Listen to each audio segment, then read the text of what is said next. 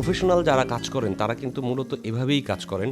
20টা 25টা shot তারা মাথায় রাখেন, সব শুটিং স্পটে ওগুলোই বিভিন্ন রকমভাবে ব্যবহার করেন এবং সাকসেস পান। কিন্তু আমরা যদি এলোমেলোভাবে শট নিই তাহলে আসলে আমরা জিনিসটা মেলাতে পারবো না।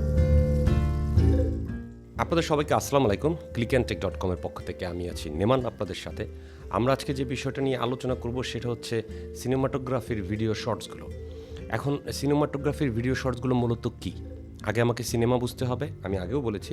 তারপর বুঝতে হবে সেই শর্টসগুলো কীভাবে আমরা কালেক্ট করতে পারবো, স্পটে বসে কীভাবে নিতে পারবো।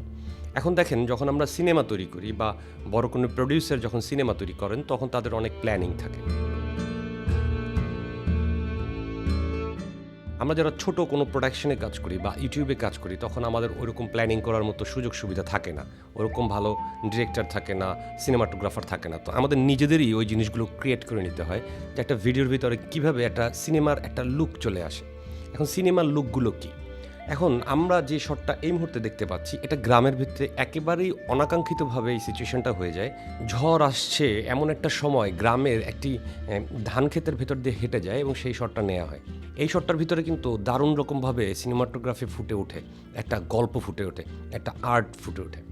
তো এরপর যদি আমরা আরও কিছু শট নিয়ে আলোচনা করি তাহলে এখন আপনারা যে শটটা দেখতে পাচ্ছেন এটা ঢাকা ইউনিভার্সিটির ভেতরে বিশাল একটা বিজয় মিছিলের ছবি। তো এই শটটাকে আমরা অনেক উপর থেকে নিয়েছি, মানে ড্রোনের মাধ্যমে শটটা আমরা নিয়েছি। তারপর আবার গাছের নিচ থেকে নেওয়া হয়েছে, ওটাকে ক্লোজ শট আপনি হিসাবে ধরতে পারেন। তো দুটো শট যখন আপনি পাশাপাশি দিবেন তখন আপনার ভেতরে একটা ভিন্ন রকম ভিউ তৈরি হবে যদি সাথে একটু মিউজিকের ব্যবহার করতে পারেন। তো এই যে শটগুলো আপনাদের সামনে তুলে ধরা এবং এই যে শটগুলো বিভিন্ন রকমভাবে কালেক্ট করা, এই জিনিসগুলোই আপনাদের খেয়াল রাখতে হবে যে আমরা যখন যেখানে যাই, যেই সিচুয়েশনেই যাই, সেই সিচুয়েশনে যাতে এই জাতীয় শটগুলো আমাদের কাছে ছুটে না যায়। আমরা যেন ওইরকমভাবে দেখতেও পারি যে আমার শটগুলোকে আমি কিভাবে নিলে সিনেমাটোগ্রাফিক লুকটা আসবে।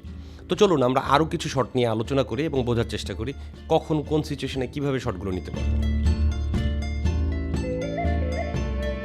এখন যে শটটা আপনারা দেখতে পাচ্ছেন এটা হচ্ছে গঙ্গা তীরে, ঢাকার গঙ্গা না, এটা হচ্ছে কলকাতার গঙ্গা তীরে। তো ওখানে যাওয়ার পর আমি এই শটটা দেখতে পাই যে সূর্য ডুবে যাচ্ছে একেবারে ব্রিজের পেছন থেকে এবং সামনে দিয়ে একটা ছোট্ট নৌকা পার হচ্ছে। তো আমি শটটা ওভাবেই ধরি যাতে পানির ফ্লেভারটা অনেক বেশি থাকে, এতে নদীটা অনেক বেশি হাইলাইটেড হয়, ওদিকে সূর্যটাও রয়েছে এবং তার সামনে দিয়ে নৌকাটা আস্তে আস্তে আস্তে আস্তে করে চলে যাচ্ছে।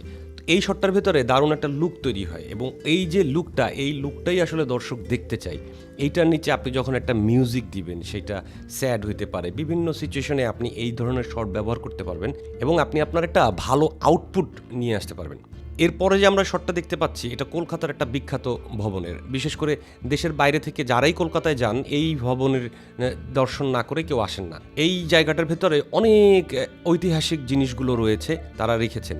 এই জায়গায় যদি আমরা সিনেমাটোগ্রাফির কাজ করতে চাই তাহলে শুরুতেই আমাদের ভবনটাকে এস্টাবলিশ করতে হবে। তো যেহেতু আমি ওখানে ট্যুরিস্ট হিসাবে গিয়েছি, আমি আসলে ওখানে ড্রোন ইউজ করতে পারি নাই। তো ওখানে আমি আমার হাতের যে ক্যামেরাটা সেটা দিয়েই শট নিয়েছি, কিন্তু আমি একটু শটটার ভিতরে মুভমেন্ট রাখার চেষ্টা করছি, মানে একটু মোশন রাখার চেষ্টা করেছি যাতে ভবনটাকে খুব ভালোভাবে ফুটিয়ে তোলা যায়। এরপর আমরা যখন ভেতরে যাই সেখানে আমরা বেশ কিছু ছবি নিই।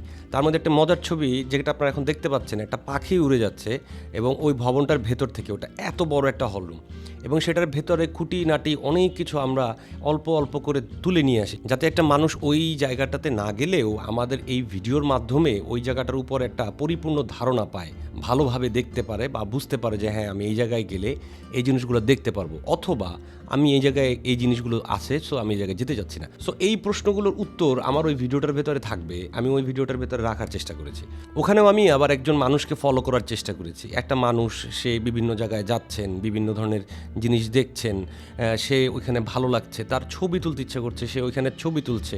এতে যেটা হচ্ছে এই যে আপনার শটগুলো, এই শটগুলোর ভেতর আবার একটা ক্যারেক্টার তৈরি হয়ে আসছে, মানে একটা মানুষ ফলো করছেন আপনি। অনেকগুলো মানুষ যখন দেখাবেন তখন ফোকাসটা থাকবে না, কিন্তু আপনি ওই অনেকগুলো মানুষের ভেতর থেকে যখন একটি মানুষকে আলাদা করে ফোকাস করবেন তখন ওটার ভেতর আবার মানুষের একটা ক্যারেক্টার তৈরি হবে, একটা মানুষের ইচ্ছা তৈরি হবে যে হ্যাঁ হয়তো বা ওখানে আমিই যেতে পারতাম বা আমিই আছি। সো আপনারা সবসময় চেষ্টা করবেন যেখানেই যাবেন 2-1 মানুষকে আলাদা করে ফলো করার, এতে আপনার ওই ইন্টারঅ্যাক্টিভিটিটা বেড়ে যাবে। এরপর আমাদের যে কম্পোজিশনের যে রুলসগুলো আমরা আগেও আলোচনা করেছি, সেই রুলসগুলোর ভেতরে কিছু জিনিস আপনারা ফলো করতে পারবেন, যেমন ফ্রেম ইন দি ফ্রেম। আমরা এই যে শটটা দেখতে পাচ্ছেন, এখানে আমরা প্রথমে একটা ফ্রেমের ভেতর থেকে আরেকটা ফ্রেম ধরেছি, তারপর আস্তে আস্তে করে আমাদের ক্যামেরাটা একটু সামনে নিয়ে ওইটা আমরা ফুটিয়ে তোলার চেষ্টা করেছি যে একটা ফ্রেম থেকে বেরিয়ে যাচ্ছে। এই জিনিসটা মানুষ খুব ভালোভাবে নেয় বা পছন্দ করে। সো এই কাজটা আপনারা অনেক সময় করতে পারেন, অনেক জায়গাতেই করতে পারবেন। এরকম ফ্রেমের আসলে কোনো অভাব নাই, অসংখ্য ফ্রেম রয়েছে। আবার এই শটটা আপনারা খেয়াল করবেন, এটাতে আমরা একটা গাছ এবং তার সামনে ওই ভবনটাকে রেখে একটা ছোট্ট মোশনের তৈরি করেছি। এই মোশনটার মাধ্যমে আমরা ওই ভবনটাকে আরও বড় করে তুলে ধরার চেষ্টা করেছি। এই জাতীয় মোশনগুলো মানুষের ভালো লাগে, দর্শক হিসেবে তাদের ভালো লাগে। এর সাথে কিছু কালার কারেকশনের কাজ আপনারা করতে পারবেন, কিছু মিউজিকের ব্যবহার আপনারা করতে পারবেন, নিজেদের তৈরি করা মিউজিক, বা আপনারা যদি কপিরাইট ফ্রি মিউজিকগুলো ব্যবহার করতে পারেন, তাহলে আপনার এই সিনেমাটোগ্রাফির শটগুলো খুব চমৎকার হবে এবং মানুষ আপনাদের এই শটগুলো খুব সুন্দরভাবে নেবেন। তো আপনাদের সবাইকে অসংখ্য ধন্যবাদ। আমাদের এর পরেও বেশ কয়েকটা পর্ব আমরা তৈরি করেছি, যাতে আমরা এরকম বিভিন্ন ধরনের শট নিয়ে বেশ ডিটেলে আলোচনা করব। এতে আপনাদের যেটা অ্যাডভান্টেজ হবে, আপনারা যখনই কোথাও শুটিং করতে যাবেন, এরকম 10-15টা শট মাথায় নিয়ে যাবেন। শ্যুট করার সময় বেসিক ওই 10টা শট নিলেই আপনার জিনিসটা মোটামুটি দাঁড়িয়ে যাবে। এবং প্রফেশনাল যারা কাজ করেন তারা কিন্তু মূলত এভাবেই কাজ করেন, 20টা-25টা শট তারা মাথায় রাখেন, সব শুটিং স্পটে ওগুলোই বিভিন্ন রকমভাবে ব্যবহার করেন এবং সাকসেস পান। কিন্তু আমরা যদি এলোমেলোভাবে শট নেই, তাহলে আসলে আমরা জিনিসটা মেলাতে পারবো না। তো আমাদের সাথে থাকবেন clickandtech.com-এর সাথে, লাইক করবেন এবং কমেন্ট করবেন। ধন্যবাদ।